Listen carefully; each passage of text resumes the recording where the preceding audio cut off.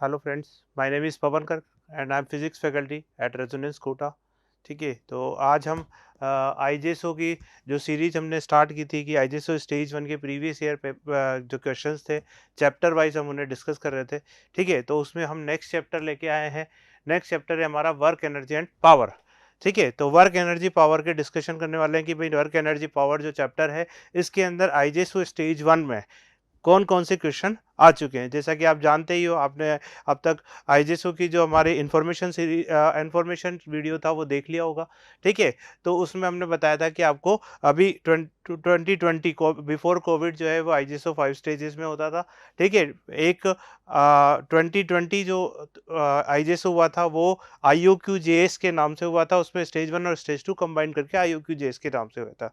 ठीक है, पूरी इन्फॉर्मेशन उसके अंदर अवेलेबल है। तो आईओक्यूजेएस के अंदर दो पेपर थे, part one and part two. ठीक है, जो पार्ट वन था उसको स्टेज वन के लेवल पर था और पार्ट टू जो है स्टेज टू के लेवल पर था, वो साइमल्टेनियसली हुए थे। ठीक है, तो उसके क्वेश्चन हमने पार्ट वन के क्वेश्चन भी इसके अंदर इंक्लूड किए हुए हैं। ठीक है, तो हम स्टार्ट करते हैं वर्क पावर एनर्जी में अभी तक कौन से क्वेश्चन आए हैं। ठीक है, उनकी बात करते हैं। तो सबसे पहला क्वेश्चन जो वर्क पावर एनर्जी में आया है वो है लोडेड बस मास M2 एंड अनलोडेड बस मास M1, यानी कुल मिला के आपके पास दो ऑब्जेक्ट है। ठीक है, एक का मास M2 है, एक का मास M1 है, both moving with the same kinetic energy. अब इसके अंदर जो मेन बात है वो है same kinetic energy. Same kinetic energy, इस चीज पे अंडरलाइन करते हैं। Brakes are applied to both the buses so as to exert equal retarding force. ठीक है, फोर्स जो है वो भी कैसा है आपका, इक्वल रिटार्डिंग फोर्स है। ठीक है, if S1 and S2 are the distance covered by the two buses respectively before coming to rest, यानी रेस्ट में आने से पहले दोनों ने एक S1 और S2 डिस्टेंस ट्रेवल की है, तो आपको इनका रेशियो बताना है S1 और S2 का। ठीक है, रेस्ट का मतलब क्या, रेस्ट का मतलब है कि फाइनल स्पीड कितनी हो गई, जीरो। ठीक है, तो फाइनल स्पीड जीरो हो गई, इसका मतलब फाइनल काइनेटिक एनर्जी भी कितनी हो जाएगी, जीरो। ठीक है, फाइनल काइनेटिक एनर्जी जीरो हो गई। ठीक, ओके। अब अगर मैं बात करूं कि इनिशियल काइनेटिक एनर्जी, तो इनिशियल काइनेटिक एनर्जी दोनों के लिए क्या है, सेम है। ठीक, इनिशियल काइनेटिक एनर्जी सेम है, के फाइनल दोनों के लिए जीरो है, यानी दोनों के लिए सेम है अगेन। ठीक है, दोनों के लिए ये भी सेम है।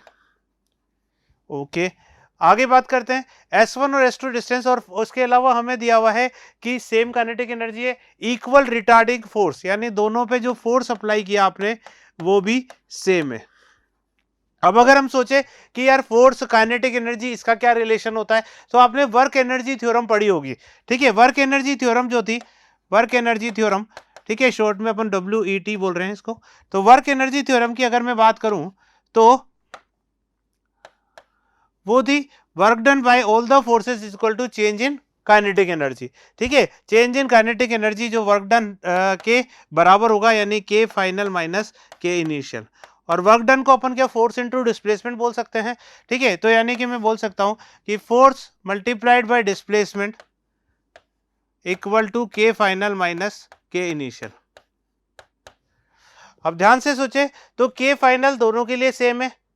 ठीक है, के इनिशियल दोनों के लिए सेम है और फोर्स दोनों के लिए सेम है। ठीक है, तो ये दोनों के लिए सेम है, ये भी सेम, ये भी सेम, तो ऑब्वियसली बात है कि डिस्प्लेसमेंट की वैल्यू सेम आएगी, यानी S will be same for both.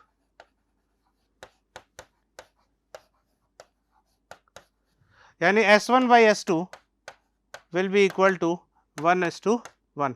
ठीक है, 1:1 आपके फर्स्ट आंसर करेक्ट हो जाएगा। ओके, जैसा कि मैंने आपको बताया था। ठीक है, आपको क्या करना है कि पहले जब क्वेश्चन स्क्रीन पर आए तो पोज करके एक बार आप ट्राई करें। ठीक है, आपका क्या आंसर आया वो नोट करें, उसके बाद सॉल्यूशन देखें। ठीक है, और चेक करें कि कितने क्वेश्चंस अपने सही है, ताकि वो लॉन्ग टर्म तक हमारी मेमोरी में रह सके। ठीक है, तो नेक्स्ट क्वेश्चन पे आते हैं।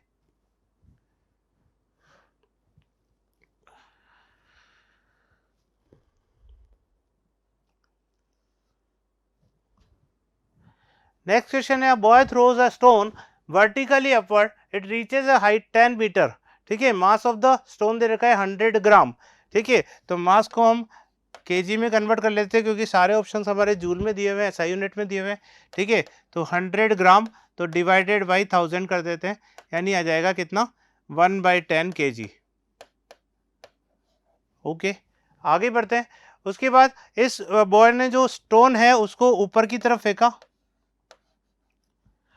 और it reaches a height 10 metre, ठीक है, 10 मीटर हाइट तक ये मैक्सिमम पहुंचा है।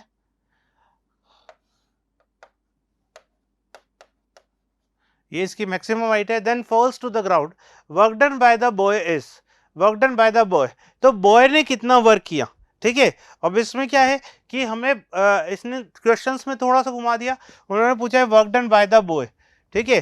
तो कई बार क्या है, बच्चों को ऐसा लग रहा था कि इसमें है ना, जैसे अपने इस तरह के कोई क्वेश्चन करे भी थे कि भाई किसी बॉडी को ऊपर फेंका, अब वो बॉडी ऊपर जाके जब सेम पॉइंट पर आ गई, आपने पढ़ा था कि ग्रेविटेशन फोर्स कंजर्वेटिव फोर्स होता है, तो अगर initial position and final position same हो तो वर्क डन कितना हो जाता है, जीरो हो जाता है, ठीक है। तो इसमें कई बच्चे जीरो मार्क्स, जीरो जो है आंसर लगा के आ गए, ठीक है, जबकि actually work done bye gravitation zero होगा ओवर अ कंप्लीट साइकिल, ठीक है, over a complete cycle gravitation का वर्क डन जीरो होगा, लेकिन बॉय ने तो वर्क किया है, ठीक है। अगर मान लो मैं किसी चीज को ऊपर उछाल रहा हूं, तो मेरा हाथ यहां से यहां तक आया है, उसमें मुझे कुछ काम तो करना होगा, ठीक है। ये जो मुझे काम करना पड़ा वो इसके अंदर काइनेटिक एनर्जी की फॉर्म में आया, और वही ऊपर जाके पोटेंशियल में कन्वर्ट हुआ, और वही वापस आके काइनेटिक में कन्वर्ट हुआ, ठीक है। लेकिन यहां से यहां तक में जो मैंने काम किया वो मेरा वर्क तो हुआ ही है, ठीक है। उसके बाद ग्रेविटेशन फोर्स का work done total overall circle के लिए जीरो हो जाएगा, ठीक है, लेकिन मेरा वर्क डन तो है, और वो वर्क डन किसके बराबर होगा।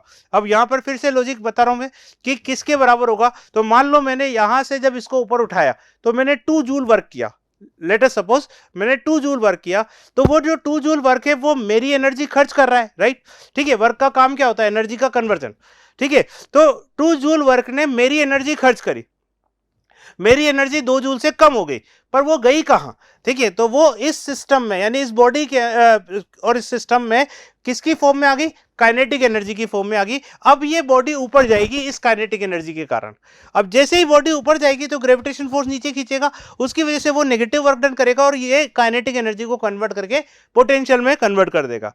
तो जो 2 जूल एनर्जी यहां पर काइनेटिक एनर्जी की फॉर्म में थी, वही 2 जूल एनर्जी हाईएस्ट पॉइंट पर किस फॉर्म में होगी, पोटेंशियल एनर्जी की फॉर्म में, राइट। यानी जो मेरा वर्क डन था वही वर्क डन इसकी kinetic energy at the initial point है, और वही वर्क डन इसकी potential energy at the final point या टॉप मोस्ट पॉइंट पर है, ठीक है। तो यानी मेरा वर्क डन कैलकुलेट करने के लिए work done by the boy is equal to potential energy at highest point.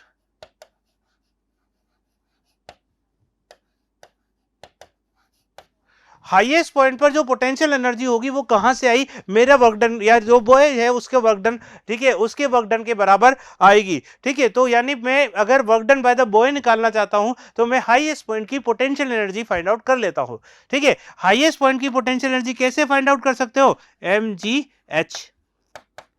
अब mgh में m कितना हो जाएगा, तो m है 100 ग्राम, तो उसे किलोग्राम में कन्वर्ट किया तो 1/10 kg।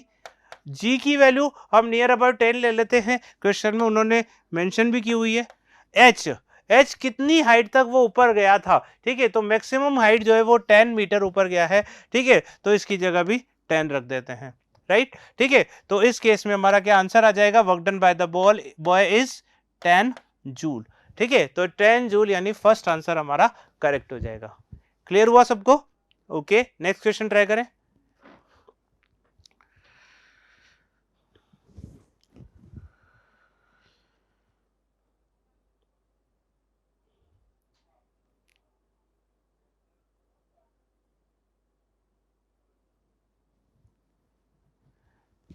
नेक्स्ट क्वेश्चन में कह रहे हैं an nuclear reactor of the fusion process of each atom gives an energy of 200 mega electron volt. ये कैपिटल एम का मतलब क्या है, मेगा, मेगा मतलब 10 टू द पावर 6, तो 10 to the power 6 electron volt, ठीक है। According to Einstein equation the amount of mass getting converted to energy in this process is, ठीक है। तो आइंस्टाइन इक्वेशन क्या थी, इक्वल टू mc स्क्वायर, ठीक है, ये तो सबको पता ही होगा, E equal to mc square को कौन नहीं जानता, ठीक है। तो ये क्या बताती है, बेसिकली ये बताती है कि भाई अगर मैं m अमाउंट ऑफ मास को एनर्जी में कन्वर्ट करूं तो कितनी एनर्जी जनरेट हो सकती है, ठीक है। वो जनरेट एनर्जी होगी E equal to mc square से हम निकाल सकते हैं, ठीक है। तो अब उन्होंने इस केस में हमें एनर्जी दी हुई है, ठीक है, एनर्जी की वैल्यू आपको 200 मेगा इलेक्ट्रॉन वोल्ट दिया हुआ है, और मास हमें फाइंड आउट करना है, ठीक है, मास की वैल्यू फाइंड आउट करना। और c क्या होता है, c होता है speed of light in vacuum, that is कितना होता है 3 into 10⁸ metre per second, 3 multiplied by 10⁸ metre per second, सी की वैल्यू रख देंगे। ठीक है, अब इसमें जो मेन चीज थी वो ये थी कि ये जो एनर्जी है वो मेगा इलेक्ट्रॉन वोल्ट में दी हुई है, और यहाँ केजी की बात हो रही है, ये मीटर पर सेकेंड की बात हो रही है, तो यानी मीटर पर सेकेंड, केजी, ये सब क्या है, एसआई यूनिट है। तो हमें एनर्जी की भी एसआई यूनिट चाहिए होगी। एनर्जी की एसआई यूनिट के लिए हमें इसे जूल में कन्वर्ट करना होगा, क्योंकि एसआई यूनिट तो जूल होती है। ठीक है, तो इस एनर्जी को हम जूल में कन्वर्ट कर लेते हैं। ठीक है, तो 200 मेगा इलेक्ट्रॉन वोल्ट, मेगा मतलब क्या, 10⁶। ठीक है, अब एक इलेक्ट्रॉन वोल्ट जो होता है उसमें कितने जूल होते हैं, तो एक इलेक्ट्रॉन वोल्ट में जूल होते हैं 1.6 मल्टीप्लाइड बाय 10⁻⁹ ठीक है,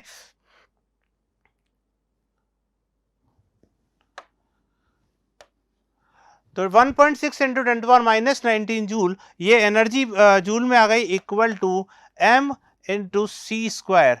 सी कितना हो जाएगा, 3 इंटू 10⁸ का होल स्क्वायर, 3 इंटू 10⁸ का होल स्क्वायर। इससे जो मास है वो निकल के आएगा अपने आप केजी में। ठीक है, तो जो मास की वैल्यू आएगी वो आएगी अपने पास 3.55 मल्टीप्लाइड बाय 10⁻⁻28 kg, यानी कि सी ऑप्शन हमारा करेक्ट हो जाएगा।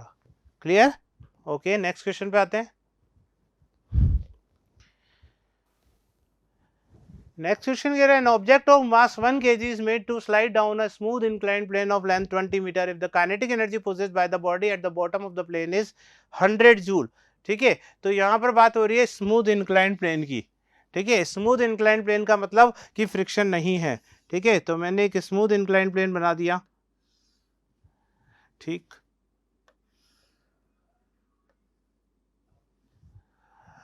इस स्मूथ इंक्लाइंड प्लेन में, ठीक है, जो लेंथ है वो 20 मीटर दे रखी है, यानी कि ये वाली लेंथ आपको 20 मीटर दे रखी है। If the kinetic energy possessed by the body at the bottom of the plane is 100 joule, जब वो बॉडी यहां से और यहां पर सरकती हुई आई, तो उस केस में यहां जो काइनेटिक एनर्जी प्रेजेंट है वो कितनी दे रखी है आपको, 100 जूल है। ये kinetic energy at the bottom हो गया। ठीक, inclination of the plane with the horizontal is, ठीक है, यानी मुझे इसका इंक्लिनेशन यानी थीटा की वैल्यू फाइंड आउट करनी है। ये मेरा क्वेश्चन है। क्लियर? अब अगर हम जाने तो यहां पर जब ये हमने बोला था कि भाई ये ना यहां पर स्मूथ इंक्लाइंड प्लेन है, यानी कि फ्रिक्शन तो है नहीं। ठीक है, और फ्रिक्शन नहीं है, ठीक है, इसका मतलब कोई भी डिसिपेटिव फोर्स नहीं है, और अगर कोई भी डिसिपेटिव फोर्स नहीं है तो टोटल मैकेनिकल एनर्जी कंजर्व रहेगी। ठीक है, कोई भी एक्सटर्नल फोर्स कोई भी वर्क डन नहीं कर रहा है, टोटल मैकेनिकल एनर्जी कंजर्व रहेगी, और टोटल मैकेनिकल एनर्जी कंजर्व रहेगी तो जब अगर मैं इसको रेफरेंस लेता हूं तो यहां पर पोटेंशियल एनर्जी कितनी लूंगा, 0, और अगर यहां पोटेंशियल एनर्जी 0 लूंगा, ठीक है, काइनेटिक एनर्जी 100 जूल है। ठीक है, तो इसका मतलब ये हुआ और कि यहां पर जो टोटल एनर्जी वो भी कितनी होनी चाहिए, 0 + 100 जूल, 0 + 100 जूल मतलब 100 जूल। ठीक, अब यहां पर काइनेटिक एनर्जी तो 0 होगी क्योंकि आपने इसको रेस्ट से छोड़ा है। ठीक है, अच्छा, अगर मैंने इसको रेस्ट से छोड़ा है तो उस केस में पोटेंशियल एनर्जी कितनी होगी, लेकिन mgh के बराबर। h क्या होगा, ये वाली हाइट। अब मैकेनिकल एनर्जी कंजर्वेशन लगा देते हैं हम, मैकेनिकल एनर्जी कंजर्वेशन लगाएं तो 0 यहां पर है, 0 + mgh इक्वल टू कितना हो जाएगा, 0 + 100।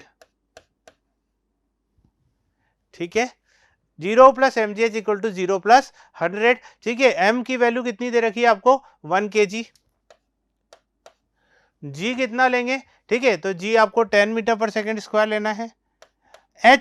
h को मैं क्या लिख सकता हूं, आप ध्यान दें अपन। ठीक है, तो h कितना होगा, तो ये डिस्टेंस सपोज करो l है, तो l इक्वल टू 20 मीटर है, तो l का इधर कंपोनेंट क्या आ जाएगा, l cos थीटा, और इधर क्या आ जाएगा, l sin थीटा। ठीक है, आप चाहो अगर आपको कंपोनेंट के बारे में थोड़ी कम नॉलेज है तो अपन ये भी कह सकते हैं sin थीटा इक्वल टू क्या होता है, sin theta equal to perpendicular upon hypotenuse.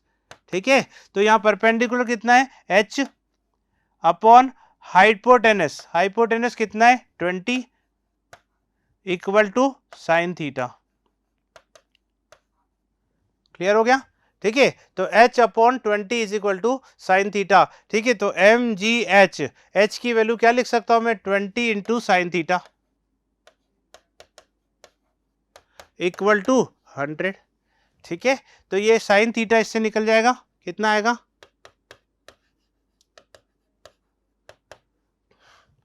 ये हो जाएगा 200, 200 नीचे जाएगा, 100/200 यानी 1/2। अब साइन थीटा 1/2 कब होता है, जब थीटा की वैल्यू कितनी हो, 30 डिग्री। तो थीटा की वैल्यू 30 डिग्री, 30 डिग्री हमारा डी ऑप्शन हो जाएगा। क्लियर हुआ।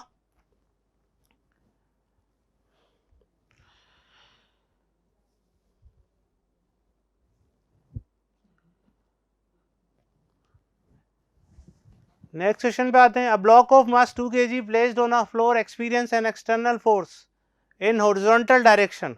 ठीक है, एक फ्लोर पे एक ब्लॉक रखा हुआ है 2 kg का,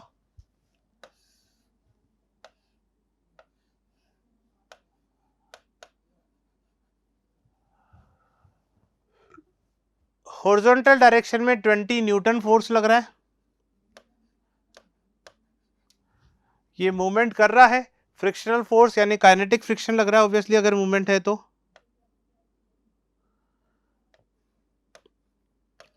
काइनेटिक फ्रिक्शन की वैल्यू कितनी दे रखी है, 6 Newton. And normal force 20 Newton है, ऊपर की तरफ एक नॉर्मल फोर्स लगा देते हैं, 20 न्यूटन हो जाएगा। The body travels a distance of 10 metre under the combined effect of all these force. ठीक है, अब देखो इसमें क्या है कि 10 मीटर तक ये सारे फोर्स लग रहे हैं। ठीक है, 10 मीटर तक ये सारे फोर्स लग रहे हैं, दीज आर कांस्टेंट फोर्स जो कि 10 मीटर तक लग रहे हैं। ठीक है, if the initially body is at rest, यानी कि u की वैल्यू आपको कितनी दे रखी है, 0। Initially body is at rest, then what is the kinetic energy of body at the end of 4 metre. अब देखो इसमें ध्यान दो, तो 4 मीटर तक की ही काइनेटिक एनर्जी निकालनी है अपन को, 10 मीटर तक की नहीं निकालनी। ठीक है, 10 मीटर तक ये लग रहे हैं फोर्स। ठीक है, लेकिन काइनेटिक एनर्जी तो 4 मीटर पर ही निकालनी है, तो यहां से 4 मीटर दूर जब ये आ जाएगा, ठीक है, तब इसकी काइनेटिक एनर्जी कितनी होगी, यानी के फाइनल आपको फाइंड आउट करना है। ठीक है, इनिशियल स्पीड 0 है, इसका मतलब के इनिशियल कितना हो जाएगा, 0, half M V square formula होता है, वी की वैल्यू 0 है यहाँ पर। ठीक है, तो काइनेटिक एनर्जी कितनी हो जाएगी, 0। ठीक, अब क्या करें, वर्क एनर्जी थ्योरम लगा देते हैं, वर्क डन निकालते हैं और चेंज इन काइनेटिक एनर्जी के बराबर कर देते हैं। अब वर्क डन में यहाँ पर 3 फोर्स लग रहे हैं, एक एक्सटर्नल फोर्स 20 न्यूटन का, एक फ्रिक्शन 6 न्यूटन का और एक नॉर्मल रिएक्शन। ठीक है, एक्सटर्नल फोर्स को मैं एफ से डिनोट कर देता हूँ।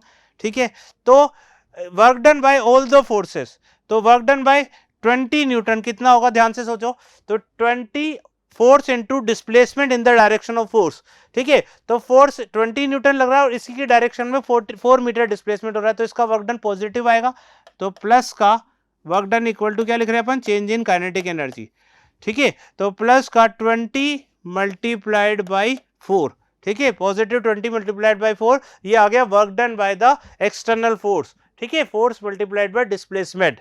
ठीक, अच्छा, फ्रिक्शन भी वर्क करेगा, हाँ, लेकिन फ्रिक्शन का फोर्स किधर रख रहा है, लेफ्ट साइड में, डिस्प्लेसमेंट किधर हो रहा है, राइट साइड में। ठीक है, तो वर्क डन पॉजिटिव आएगा या नेगेटिव, नेगेटिव। ठीक है, फोर्स और डिस्प्लेसमेंट अपोजिट डायरेक्शन में, अगर आपको फॉर्मूला याद हो एफ एस कोस थीटा, तो कोस थीटा की वैल्यू 180, कोस 180 कितनी हो जाएगी, -1, थीटा की वैल्यू 180 रखेंगे तो कोस 180 कितना हो जाएगा, -1। ठीक है, तो अगेन नेगेटिव वर्क डन आएगा, वर्क डन नेगेटिव आया तो ये आ जाएगा माइनस का फोर्स कितना 6, डिस्प्लेसमेंट कितना 4। ठीक है, ये नेट वर्क डन आया, प्लस नॉर्मल रिएक्शन का वर्क डन, नॉर्मल रिएक्शन किधर लग रहा है, ऊपर, डिस्प्लेसमेंट हो रहा है इधर, तो एंगल कितना हो रहा, 90। ठीक है, तो ये इसका वर्क डन कितना हो जाएगा, जब भी फोर्स और डिस्प्लेसमेंट 90 डिग्री में हो तो वर्क डन कितना होता है, 0। ठीक है, तो नॉर्मल रिएक्शन का वर्क डन कितना हो जाएगा, 0। नॉर्मल रिएक्शन का वर्क डन 0 हो गया, equal to change in kinetic energy, यानी K final minus K initial जो कि 0 है।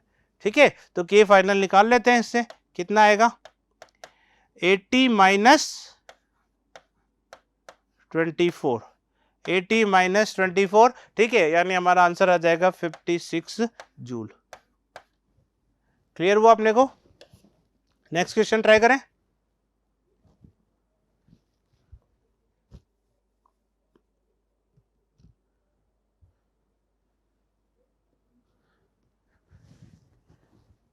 A body of mass 2 kg moving in the positive x direction with a speed 4 meter per second collides head on the with the another body of mass 3 kg। ठीक है, तो दो body बना लेते हैं अपन।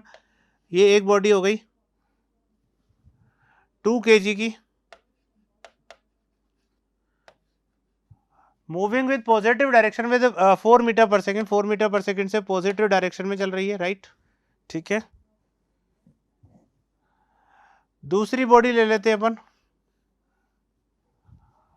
जिसका मास कितना है 3 kg और नेगेटिव एक्स डायरेक्शन में चल रही है with speed 1 metre per second. During collision a loud sound is heard. ठीक है, दोनों टकराती है और आवाज क्रिएट होती है। ठीक है, and they both start moving together, यानी कि इन दोनों के कोलिजन के बाद एक्चुअली में दोनों बॉडी एक साथ हो गई, एक साथ हो गई, यानी कि कितनी हो गई 2 + 3 kg, 5 kg की बॉडी हो गई। ठीक है, 5 kg की बॉडी जो है एक साथ चल रही है। ठीक है, तो उसको मैं v स्पीड से चलता हुआ मान लेता हूं। किधर भी जा सकते हो, लेफ्ट में, राइट में। ठीक है, मैं राइट साइड को पॉजिटिव ले रहा हूं तो मैंने राइट साइड में माना, नेगेटिव आ जाएगा तो ऑटोमेटिकली आपको पता चल जाएगा कि ये माइनस यानी कि लेफ्ट साइड में जा रही है। ठीक है, तो राइट साइड को अपन पॉजिटिव ले लेते हैं। ठीक है, तो v अपन ने पॉजिटिव साइड में मान लिया, अपने आप नेगेटिव आ जाएगा। आगे बढ़ते हैं, तो आपको क्या निकालना है, sound energy can not be greater than. ठीक है, साउंड एनर्जी की मैक्सिमम वैल्यू कितनी हो सकती है। ठीक है, इससे जो साउंड क्रिएट हो रहा है उसकी मैक्सिमम वैल्यू कितनी हो सकती है, ये आपको फाइंड आउट करना है, राइट। ठीक है, तो अब इस केस में क्या करें। ठीक है, तो सबसे पहले हम देखें तो इस पूरे मोशन के दौरान कोई एक्सटर्नल फोर्स नहीं लग रहा। ये बॉडी आ रही है, ये बॉडी आ रही है, दोनों में टक्कर हो रही है। ठीक है, दोनों एक दूसरे पे फोर्स लगा रही है, बाहर से कोई एक्सटर्नल फोर्स नहीं लग रहा, और नेट एक्सटर्नल फोर्स अगर 0 होता है तो मोमेंटम कंजर्वेशन लगा सकते हैं। ठीक है, तो हम इस पे मोमेंटम कंजर्वेशन लगा देते हैं। ठीक है, तो लीनियर मोमेंटम कंजर्वेशन हम इसके ऊपर अप्लाई करते हैं। लीनियर मोमेंटम कंजर्वेशन क्या कहेगा, m1v1 यानी मास इनटू वेलोसिटी होता है मोमेंटम। ठीक है, मास कितना है इसका 2 kg, वेलोसिटी कितनी है 4, तो मास इनटू वेलोसिटी हो जाएगा 2 × 4। अच्छा, मोमेंटम राइट साइड में आएगा, वेलोसिटी किधर है राइट साइड में, राइट साइड को अपन क्या ले रहे हैं पॉजिटिव, तो यानी प्लस का होएगा। इसका मोमेंटम किधर आएगा बताओ, वेलोसिटी किधर है लेफ्ट साइड में, लेफ्ट साइड में, तो इसका मतलब मोमेंटम कैसा आएगा नेगेटिव, तो इसका मोमेंटम नेगेटिव ले लेते तो माइनस, इसको ब्रैकेट में बंद करते हैं। ठीक है, जब भी एक से ज्यादा साइन आए तो यूजुअली ब्रैकेट का यूज करना चाहिए, तो 3 × 1 ये हो गया इसका मोमेंटम। तो टोटल इनिशियल मोमेंटम ये बन गया आपका equal to final momentum. Final momentum कितना होगा, तो टोटल मास कितना है 5 kg और वेलोसिटी कितनी है v, तो 5 × v। ठीक है, ये फाइनल मोमेंटम हो जाएगा। इससे v की वैल्यू निकाल लेते हैं, कितनी आएगी बोलो, 4 × 2 8, 8 - 3 5। ठीक है, 5/5 यानी 1 मीटर पर सेकेंड। इसका मतलब ये हुआ कि आफ्टर कोलिजन ये 1 मीटर पर सेकेंड से चल रहा है। ओके, ठीक है, आफ्टर कोलिजन ये 1 मीटर पर सेकेंड से चल रहा है। अब हमें निकालना है कि भाई इसके दौरान जो साउंड क्रिएट हुई वो कितनी एनर्जी की हो सकती है। ठीक है, तो ध्यान से सोचे, अगर हम तो जो भी इसके पास टोटल एनर्जी थी, मान लो कि भाई इसके पास सपोज 4 जूल थी, इसके पास भी लेटर सपोज 4 जूल थी। ठीक है, टोटल एनर्जी कितनी होगी 8 जूल हो गई। ठीक है, टोटल एनर्जी 8 जूल हो गई। ठीक है, अब आफ्टर कोलिजन जब दोनों साथ जा रहे थे, मान लो कि टोटल एनर्जी 5 जूल हुई, तो सिस्टम की टोटल एनर्जी 8 जूल थी। इस सिस्टम के बाद में टोटल एनर्जी 5 जूल हुई, तो 3 जूल गया का, तो वो 3 जूल किस में गया, साउंड एनर्जी में गया। ठीक है, तो ये अपन एग्जांपल ले रहे हैं। ठीक है, अब वो साउंड एनर्जी जो है 3 जूल से ज्यादा तो नहीं हो सकती, 3 से कम हो सकती है, क्योंकि हीट वगैरह भी डेवलप्ड होगी। ठीक है, और भी कुछ जो एनर्जी है उसके निकलने के रास्ते होंगे।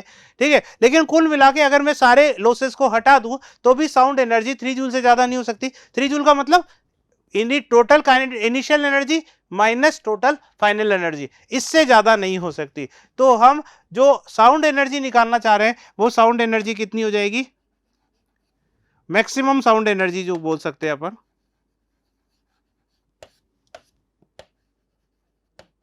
वो होगी total initial energy minus total final energy.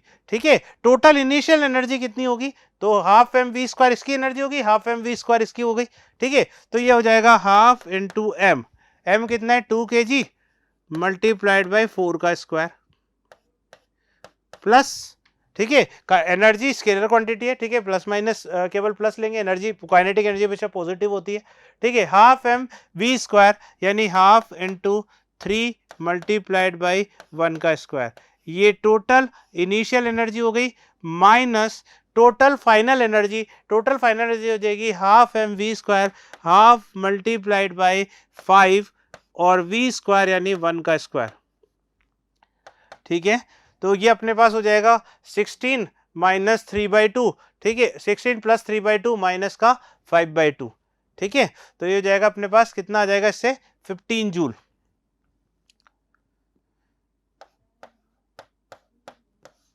यानी कि मैक्सिमम एनर्जी जो निकल सकती है वो 15 जूल निकल सकती है। ठीक है, इससे कम ही होगी, इससे ज्यादा नहीं हो सकती क्योंकि टोटल लॉस ही इतना हो रहा है। ठीक है, तो सी हमारा आंसर हो जाएगा। क्लियर हुआ? Next question.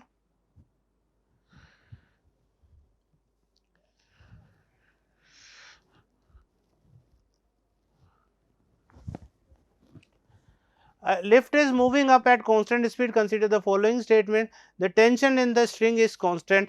ठीक है, एक लिफ्ट है जो ऊपर की तरफ कांस्टेंट स्पीड से जा रही है, ऊपर की तरफ मान लो टी टेंशन लगा के और इस लिफ्ट को ले जाया जा रहा है। ठीक है, वी रफ्तार से जो कि कांस्टेंट है।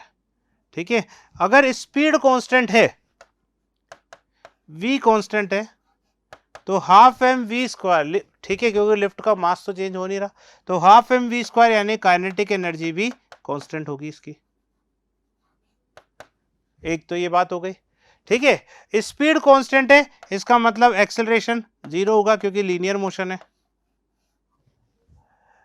एक्सेलरेशन जीरो होगा। ठीक है, तो acceleration of the elevator is zero, तो फोर्थ स्टेटमेंट तो सही है ही सही।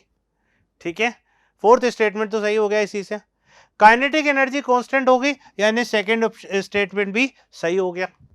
अच्छा, अब टेंशन की बात करें। ठीक है, तो क्योंकि वेलोसिटी कांस्टेंट है, ठीक है, तो टेंशन माइनस टेंशन जो है वो इसके वेट को बैलेंस कर रहा होगा, तभी तो एक्सेलरेशन जीरो होगा। तो यानी टेंशन की वैल्यू भी कांस्टेंट होगी क्योंकि mg तो कांस्टेंट है ही सही। ठीक है, तो इसका मतलब टेंशन भी कांस्टेंट होगा। ठीक है, तो काइनेटिक एनर्जी कांस्टेंट हो गई, टेंशन कांस्टेंट हो गया। ठीक है, टेंशन कांस्टेंट हो गया, इसका मतलब फर्स्ट ऑप्शन भी करेक्ट हो गया। अब बात करते हैं gravitational potential energy of the earth lift system is constant. तो भाई जैसे जैसे ये नीचे से ऊपर जा रहा होगा तो उसका mgh पोटेंशियल एनर्जी तो बढ़ती जा रही है। ठीक है भाई, कोई ना कोई वर्क कर रहा होगा लिफ्ट को ऊपर उठाने के लिए, आपने जो भी मोटर लगाई है उसे इलेक्ट्रिकल एनर्जी सप्लाई दे रहे होंगे। ठीक है, तो वो इलेक्ट्रिकल एनर्जी वर्क कर रही है। ठीक है, तो उसकी वजह से वो मोटर ऊपर खींच रही है लिफ्ट को, तो कहीं ना कहीं उसमें वर्क इनपुट आ रहा है, वर्क इनपुट आ रहा है, वो पोटेंशियल एनर्जी की फॉर्म में इंक्रीज करता जा रहा है सिस्टम की पोटेंशियल एनर्जी को, यानी कि पोटेंशियल एनर्जी जो है वो कांस्टेंट नहीं होगी। ठीक है, तो थर्ड वाला जो ऑप्शन है, ठीक है, वो गलत हो गया। फिफ्थ की बात करें, mechanical energy of the earth lift system, तो मैकेनिकल एनर्जी क्या होती है? मैकेनिकल एनर्जी होती है kinetic energy plus potential energy. अब इसमें से ये तो कांस्टेंट है, काइनेटिक एनर्जी तो कांस्टेंट है, लेकिन पोटेंशियल एनर्जी आपने बोला कि भाई बढ़ती जा रही है, पोटेंशियल एनर्जी बढ़ रही है, तो फिर ऑब्वियसली बात है कि ये मैकेनिकल एनर्जी भी बढ़ेगी, इसका मतलब ये भी पॉसिबल नहीं है। ठीक है, तो फर्स्ट सेकेंड और फोर्थ ऑप्शन करेक्ट है। ठीक है, इसका मतलब डी ऑप्शन हमारा सही हो जाएगा। क्लियर हुआ? नेक्स्ट।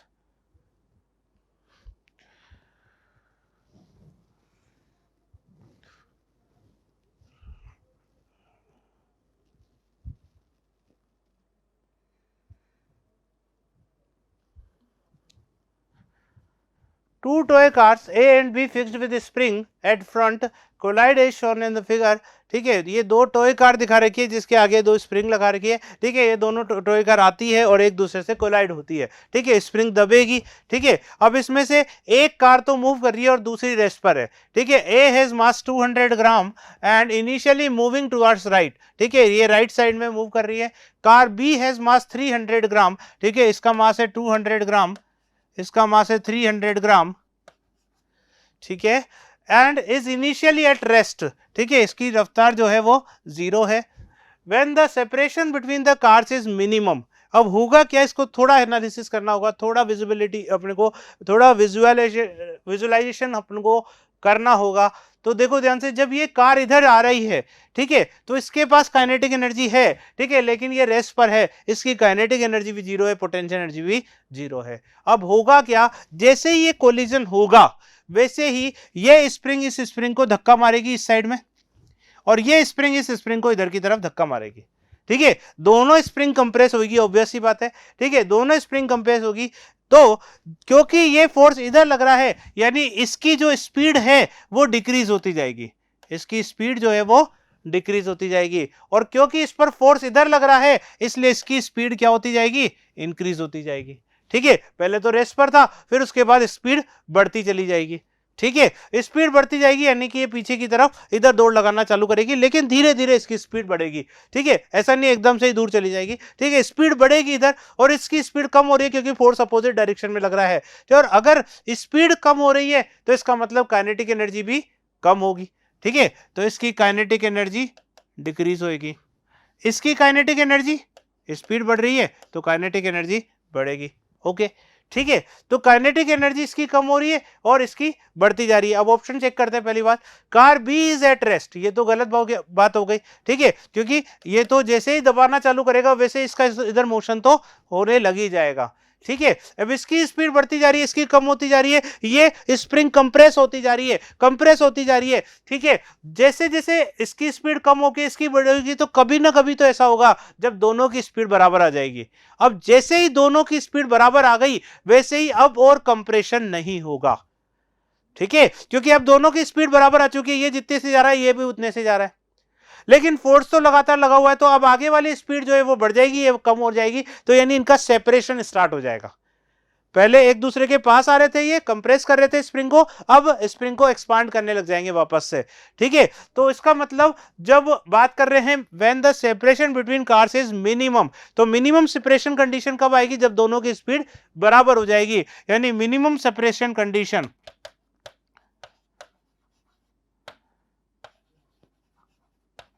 कब आएगी, जब स्पीड सेम रहेगी दोनों की, और ऑब्वियसली बात है अगर स्पीड सेम है, ठीक है, तो क्या काइनेटिक एनर्जी सेम होगी, नहीं, क्यों, क्योंकि मास अलग अलग है, ठीक है, मास अलग अलग है तो काइनेटिक एनर्जी सेम नहीं होगी, ठीक है, तो मिनिमम सेपरेशन पर कार बी रेस्ट पर है, बिल्कुल नहीं, ये तो मोशन कर रही है, कार है A has come to rest, नहीं, दोनों मोशन कर रही है लेकिन स्पीड सेम है, तो यानी कि बी ऑप्शन भी गलत हो गया।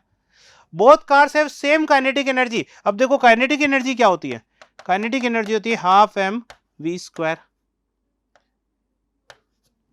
हाफ एम वी स्क्वायर में वी तो सेम है लेकिन एम अलग अलग है, ठीक है, एक का 200 ग्राम है, एक का 300 ग्राम है, तो एम डिफरेंट है, इसका मतलब kinetic energy not equal to same, ठीक है, सेम नहीं होगी, तो इसका मतलब both cars have the same kinetic energy, ये ऑप्शन भी गलत हो गया।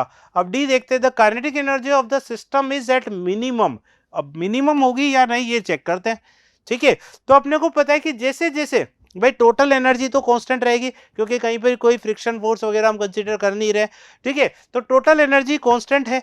अब जैसे जैसे स्प्रिंग दबेगी, एक दूसरे को दबाएगी, ठीक है, तो उस केस में इसमें पोटेंशियल एनर्जी इंक्रीज हो रही है, जब भी स्प्रिंग दबती है तो पोटेंशियल एनर्जी बढ़ती है, तो इस सिस्टम की पोटेंशियल एनर्जी जो है, सिस्टम की बात कर रहा हूं मैं, टोटल सिस्टम की जो पोटेंशियल एनर्जी है वो बढ़ती जाएगी, और टोटल मैकेनिकल एनर्जी तो कांस्टेंट है ही सही, इसका मतलब काइनेटिक एनर्जी घटती जाएगी, ठीक है, तो यानी कि जब पोटेंशियल एनर्जी मैक्सिमम होगी, पोटेंशियल एनर्जी मैक्सिमम क्यों बोल रहा हूं, क्योंकि जब वो मैक्सिमम कंप्रेशन स्टेट आ चुका है, अब तो वापस से रिलीज होने लग गई स्प्रिंग, अब वापस से रिलीज हो रही है यानी पोटेंशियल एनर्जी डिक्रीज होने लग गई, ठीक है, तो पोटेंशियल एनर्जी मैक्सिमम सेपरेशन पर मैक्सिमम होगी, सॉरी मिनिमम सेपरेशन पर मैक्सिमम होगी, तो यानी काइनेटिक एनर्जी क्या हो जाएगी, कम हो जाएगी, यानी मिनिमम हो जाएगी, तो यानी डी ऑप्शन हमारा सही हो जाएगा। क्लियर हुआ? नेक्स्ट,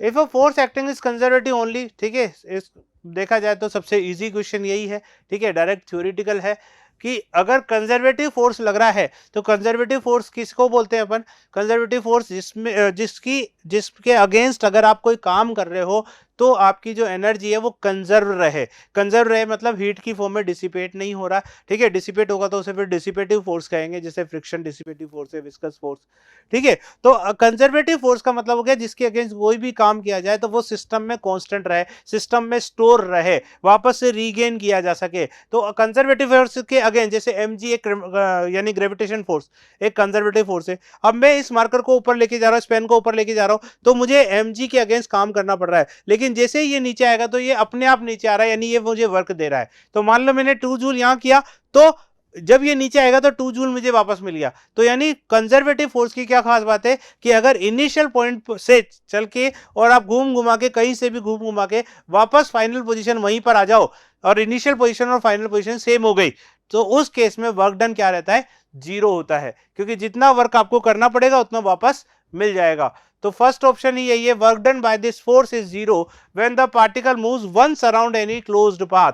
कोई भी क्लोज्ड पाथ यानी इनिशियल और फाइनल पोजीशन सेम होना, ठीक है, इसको क्लोज पाथ बोलेंगे। तो वर्क डन कितना हो जाएगा? 0 हो जाएगा, ठीक है। It obeys Newton's third law, तो एक ही फोर्स है तो न्यूटन्स थर्ड लॉ क्या होगा, ठीक है। एक्शन और रिएक्शन तो दो अलग अलग बॉडी के लिए बात होती है। It's work change in kinetic energy of the particle, ठीक है। तो यहाँ पर kinetic energy net potential energy जो है वो की वही आ गई, यानी काइनेटिक एनर्जी में कोई चेंज हुआ ही नहीं जब इनिशियल से फाइनल पोजीशन पर वही आ गए।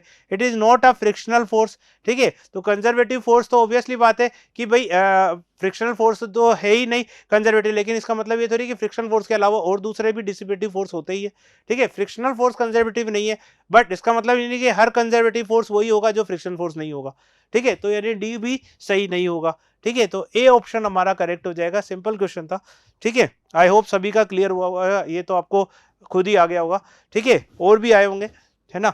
नेक्स्ट क्वेश्चन पे आते हैं।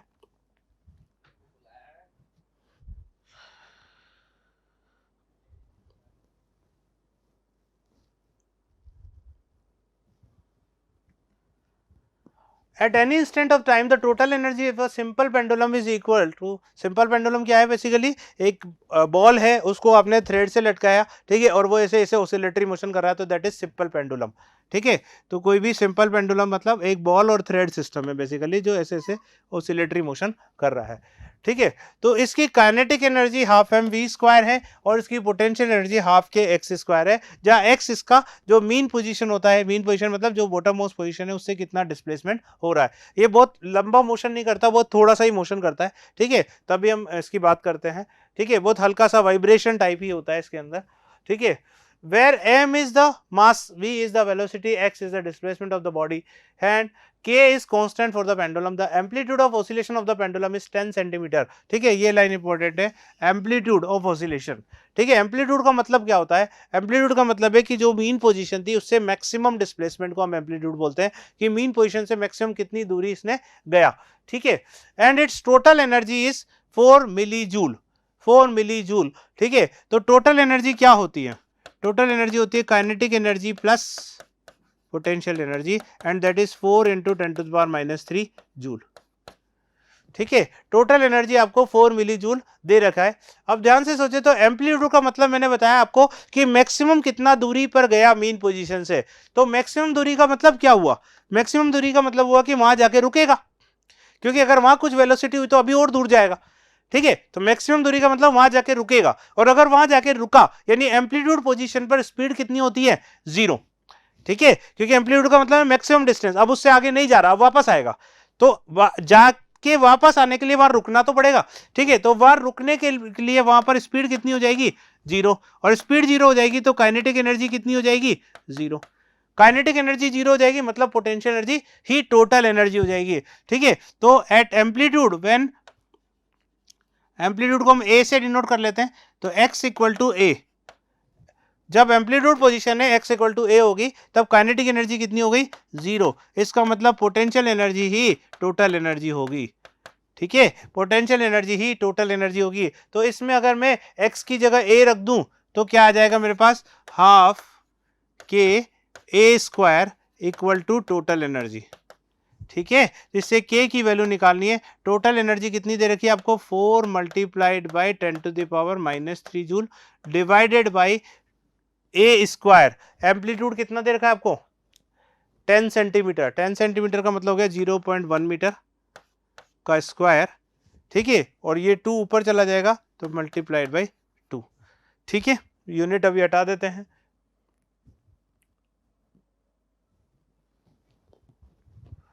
तो इसको अपन सोल्व कर लेंगे। ठीक है, तो ये अपने पास आंसर आ जाएगा कितना, 0.8 न्यूटन पर मीटर। ठीक है, तो 0.8 न्यूटन पर मीटर यानी बी हमारा करेक्ट आंसर हो जाएगा।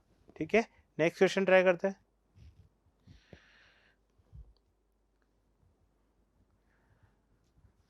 A rigid body of mass m is suspended from point O using an inextensible string of length L। ठीक है, ये लेंथ L है, वही सिंपल पेंडुलम है। ठीक है, when it is displaced through an angle theta, what is the change in potential energy of the mass। ठीक है, तो देखो अगर मैं यहाँ की पोटेंशियल एनर्जी को सपोज 0 ले लेता हूँ। ठीक है, पोटेंशियल एनर्जी 0 टेकन, ये रेफरेंस लाइन मैंने ले ली। अब ये यहाँ पर पहुंचा है। ठीक है, तो उस केस में इसने यहां तक पहुंचने के लिए mg के अगेंस्ट कुछ काम किया होगा, ग्रेविटेशन फोर्स के अगेंस्ट कुछ काम किया होगा, और वो जो इसका वर्क डन है वही तो सिस्टम में स्टोर हुआ होगा।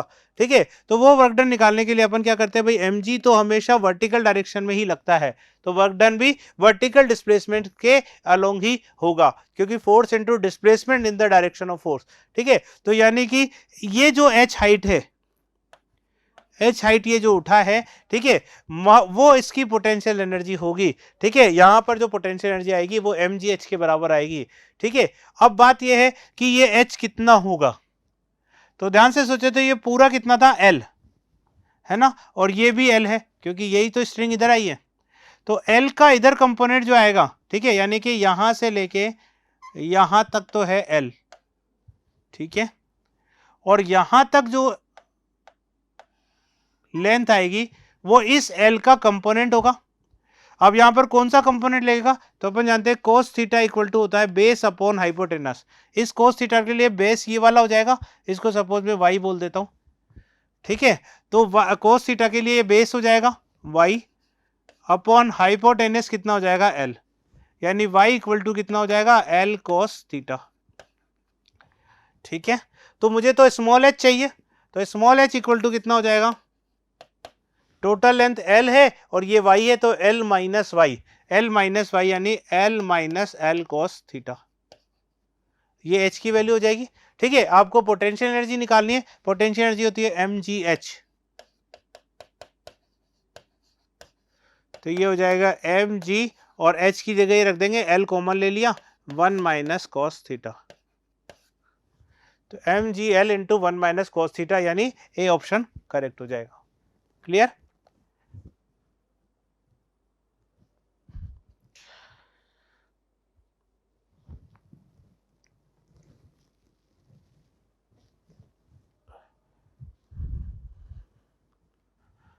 नेक्स्ट क्वेश्चन है, refer to the adjacent figure, a variable force F is applied to a body of mass 6 kg at rest. The body moves x axis along x axis as shown. The speed of the body at x equal to 5 meter and x equal to 6 meter.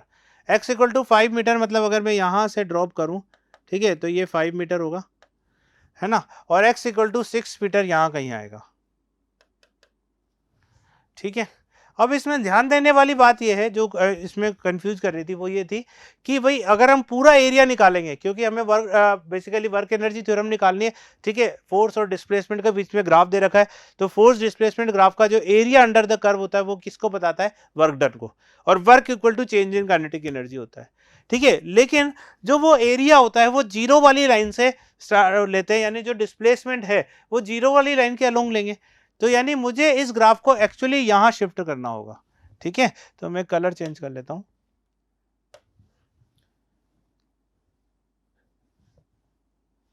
तो जो मुझे graph है वो यहां कहीं shift करना होगा। ठीक है, जीरो वाली लाइन तो मेरी ये आ रही है।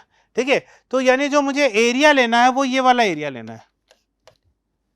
अब इसमें एक और चीज बढ़िया समझ में आई कि भाई 0 से लेके 5 मीटर तक जो एरिया आएगा, वही 0 से 6 तक का एरिया आएगा, क्योंकि हमारी एक्सिस तो 0 वाली लाइन पर बनेगी ना, ठीक है। तो यानी कि 0 से 5 तक जितना वर्क डन किया, 0 से 6 तक में भी उतना ही वर्क डन किया है, उसके बाद तो वर्क हुआ ही नहीं है, तो 0 लाइन चली रही है, ठीक है। तो वर्क डन फ्रॉम 0 टू, चलो कलर चेंज कर लेते हैं,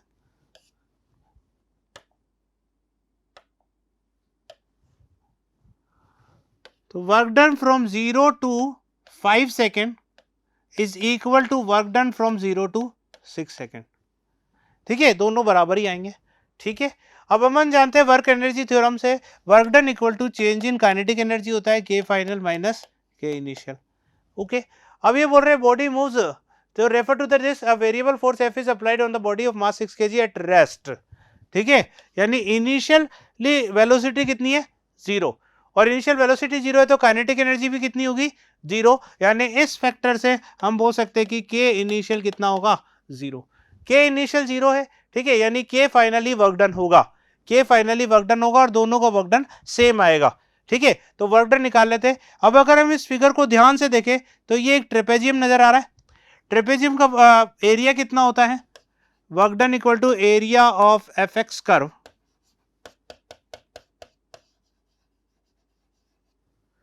ठीक है, एफ एक्स कर्व का एरिया,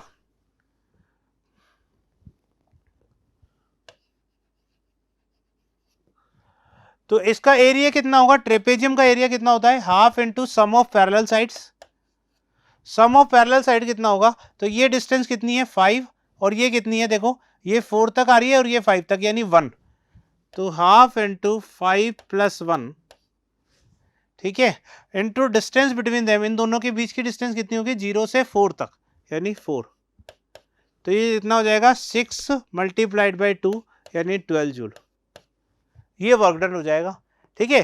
12 जूल आपके वर्क डन हो गया। अब work done work energy theorem लगा देते हैं अपन,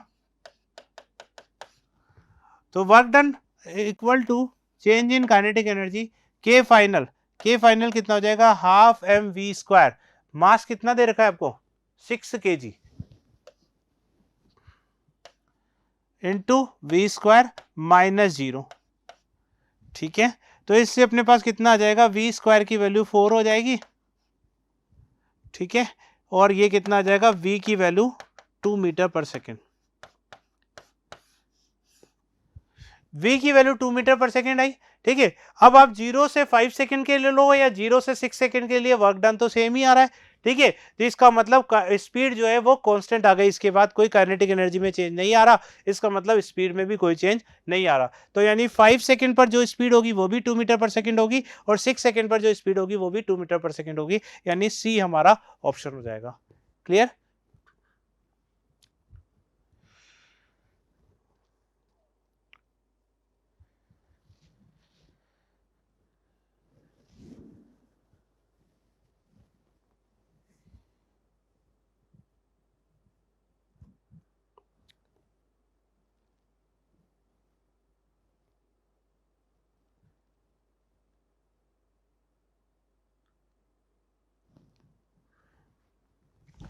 ये क्वेश्चन, ठीक है, ये मैंने जैसा बताया था IOQJS के अंदर स्टेज 1 का क्वेश्चन है, बढ़िया क्वेश्चन आया था, ठीक है। अगर हम देखा जाए तो इस चैप्टर में अभी तक हमने जितने क्वेश्चन किए थे उसमें सबसे बढ़िया क्वेश्चन यही है, मतलब थोड़ा सा डिफिकल्ट साइड में ये जा रहा है, ठीक है। तो अब हम इसको देखते हैं कि पहले तो ये क्वेश्चन क्या कहना चाह रहा है, ठीक है, लैंग्वेज थोड़ी बड़ी है, ठीक है, लेकिन है क्वेश्चन आसान, कोई दिक्कत नहीं है ना, हम आराम से इसे देख, एक बार समझने में बस डिफिकल्टी होगी आपको, फिर सॉल्व करने में इतनी प्रॉब्लम नहीं है, ठीक है। तो ये क्या कह रहे हैं कि भाई दो गियर हैं, ठीक है, ए और बी, ठीक है। गियर क्या बोलते हैं, ठीक है, गियर मतलब जो इस तरह से टीथ कटे हुए होते हैं, एक बॉडी एक गियर चलेगा, ठीक है, एक टीथ चलेगा तो वो दूसरे में फंसा हुआ तो दूसरे को भी चलाएगा, ठीक है, तो इसको गियर बोलते हैं अपन, ठीक है। तो दो गियर सिस्टम है, ठीक है, ए और बी, दो गियर सिस्टम है।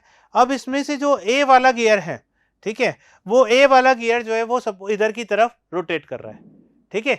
अब ए वाला गियर जो है वो इस तरह से रोटेट कर रहा है, ए रोटेट इधर करेगा तो ये क्या करेगा, टीथ को इधर की तरफ फंसाएगा, तो इसका टीथ ऊपर की तरफ जाएगा, यानी कि अगर हम देखें तो ये इधर की तरफ जाएगा, ठीक है, तो ये इसके टीथ को भी इधर लगाएगा, यानी ये इस तरह से रोटेट करेगा, ओके, ठीक है। इन लोगों ने दिया भी है कि क्लॉकवाइज रोटेशन है ए का, ठीक है, क्लॉकवाइज मतलब इधर, तो जब ये क्लॉकवाइज रोटेशन करेगा तो एक्चुअली ये एंटी क्लॉकवाइज रोटेशन करेगा। अब क्या हो रहा है देखो, ए वाला इधर जब घूमेगा तो बी वाला इधर घूमेगा क्योंकि दोनों के टीथ फंसे हुए हैं, ठीक है, तो एक इस साइड में ले जाएगा तो ये एक साइड में जाएगा, ठीक है, तो दोनों के टीथ फंसे होने के कारण अगर ये इधर घूम रहा है तो ये इस साइड में घूम रहा है, और जैसे ही ये इधर घूमेगा तो ये मास ऊपर उठेगा।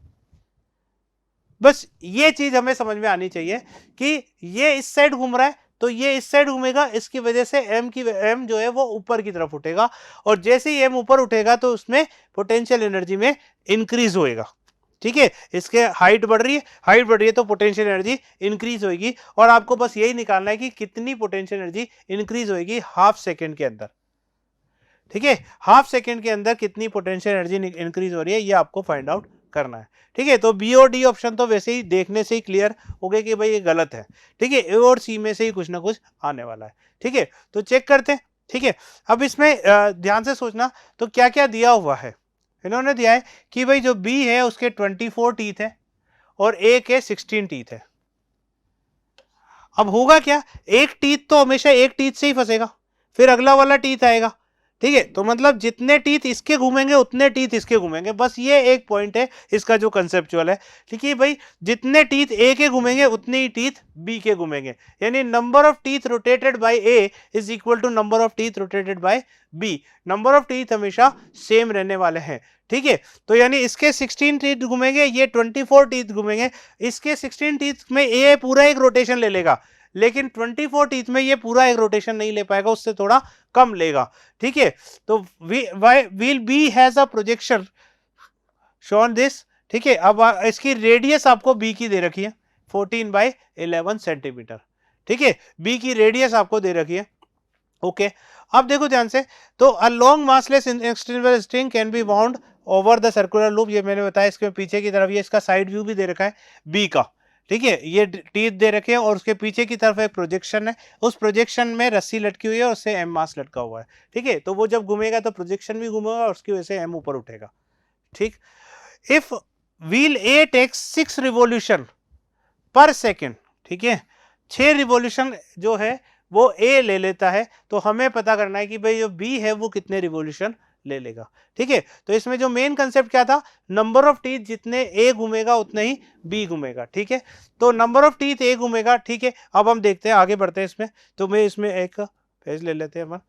अब इस केस में क्या हो रहा है कि जो नंबर ऑफ टीथ है 16 और 24, ठीक है, 16 एंड 24 टीथ है, तो अगर मैं लूं तो सपोज करो कि भाई ये एक रोटेशन करता है तो इसका 16 टीथ घूम जाते हैं, ठीक है, एक रोटेशन में 16 टीथ घूम जाते हैं, और एक सेकेंड में कितने रोटेशन कर रहे हैं वो, एक सेकेंड में 6 रिवोल्यूशन कर रहा है, तो यानी कि कितने टीथ घूम जाएंगे एक सेकेंड में, number of teeth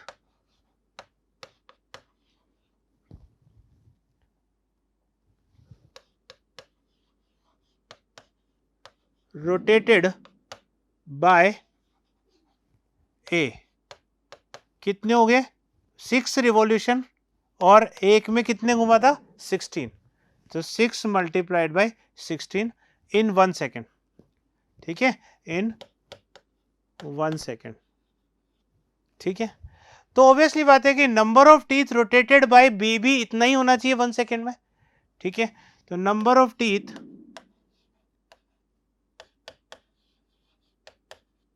rotated by be in 1 second वो कितने आएंगे, ठीक है, तो आपको बोला भाई मान लो कि वो एक सेकंड में एन रिवॉल्यूशन कर लेता है, ठीक है, भाई हमें दिया नहीं एक सेकंड में बी कितना किया करेगा, तो मैं मान लेता हूं कि एन रिवॉल्यूशन कर लेता है। अब एक रिवॉल्यूशन में कितने टीथ चलते हैं, तो एक रिवॉल्यूशन में अगर 24 टीथ चल रहे हैं तो एन रिवॉल्यूशन में कितने हो जाएंगे, एन इंटू 24, ठीक है, तो इसका मतलब एक सेकेंड में अगर वो एन रिवॉल्यूशन चल रहा है तो उसके जो टीथ आएंगे वो आएंगे एन मल्टीप्लाइड बाई 24, राइट। अब अपन ने पढ़ा कि भाई जितने टीथ ए के घूमने उतने बी के भी घूमने, यानी हम कह सकते हैं कि भाई 6 multiplied by 16 equal to N multiplied by 24, ठीक है, तो ये कितना आ जाएगा 8 3, ठीक है, तो n इक्वल टू आ गया 4, यानी 1 सेकंड में बी जो है वो 4 रिवॉल्यूशन करेगा, ये हमें समझ में आ गया इससे। 1 सेकंड में बी 4 रिवॉल्यूशन करेगा, ठीक है। लेकिन अब हम देखो यहां से, तो जो इन्होंने बोला है वो है कि भाई 6 हमें निकालना है हाफ सेकंड, हाफ सेकंड में कितना उठेगा ये निकालना है। तो 1 सेकंड में अगर वो 4 रिवॉल्यूशन कर रहा है तो in half second number of revolution या number of rotation by B कितना हो जाएगा 2, 4/2, ठीक है। तो 2 नंबर ऑफ रोटेशन हो जाएंगे। अब देखो फिर से डायग्राम पर आते हैं। अब अगर 2 रोटेशन ये चलता है, अगर इसकी रेडियस r है तो एक रोटेशन में ये 2πr डिस्टेंस चलेगा, और जितने 2πr ये वाला पॉइंट अगर 2πr डिस्टेंस ट्रेवल करेगा तो ये वाली लेंथ 2πr से ऊपर उठ जाएगी। यानी जितने डिस्टेंस ये वाला पॉइंट कवर कर रहा है उतना ही मास ऊपर उठता जाएगा। तो यानी कि 2 हाफ सेकेंड में इसने कितने रिवॉल्यूशन किए थे 2, तो 2 रिवॉल्यूशन में ये कितना उठ जाएगा 2 मल्टीप्लाइड बाय 2πr, इतना ये रोटेशन कर लेगा और इतना ही ये ऊपर उठ जाएगा। यानी जो हाइट ट्रेवल्ड बाय m है वो कितनी हो जाएगी in half second, height travel by B by mass m, वो कितनी हो जाएगी, तो वो हो जाएगी अपने पास 2 रिवॉल्यूशन है और एक के अंदर 2πr हो रहा है, तो 2 मल्टीप्लाइड बाई 2πr इतनी हाइट हो जाएगी। अब मुझे निकालना है पोटेंशियल एनर्जी कितनी होगी, तो change in potential energy equal to हो जाएगा mgh, ठीक है। चेंज इन पोटेंशियल एनर्जी कितना हो जाएगा mgh, ठीक है। तो अब इस केस में m कितना है, ठीक है, इसका जो m ही लेना है, g भी g लेना है, सब कुछ सीजीएस यूनिट में चल रहा है, तो mg और h की वैल्यू बस मल्टीप्लाई कर देते हैं अपन, ठीक है। तो ये हो जाएगा mg और h की वैल्यू कितनी हो जाएगी 2 मल्टीप्लाइड बाई 2 पाई, पाई को मैं 22/7 लिख देता हूँ, ठीक है। और r रेडियस कितना दे रखा है आपको, r रेडियस की वैल्यू है 14/11 सेंटीमीटर, ठीक है। सीजीएस यूनिट में लेना है इसलिए सेंटीमीटर को कन्वर्ट नहीं कर रहे हैं, तो 14/11 सेंटीमीटर। इसको सॉल्व कर लेते हैं, ठीक है। 7 से ये कट जाएगा 2 टाइम्स, 11 से ये कट जाएगा 2 टाइम्स, तो ये हो जाएगा कितना 16 mg, 16 mg in CGS unit, इतनी पोटेंशियल एनर्जी इंक्रीज हो जाएगी, ठीक है। तो 16 mg इन पोटेंशियल एनर्जी, यानी सी हमारा करेक्ट आंसर रहेगा, ठीक है। चाहे तो एक बार इसको वापस देख ले, ठीक है, और ये हमारा आंसर हो गया। क्लियर हुआ सभी को? थैंक यू सो मच, आज के लिए ये रखते हैं, थैंक यू।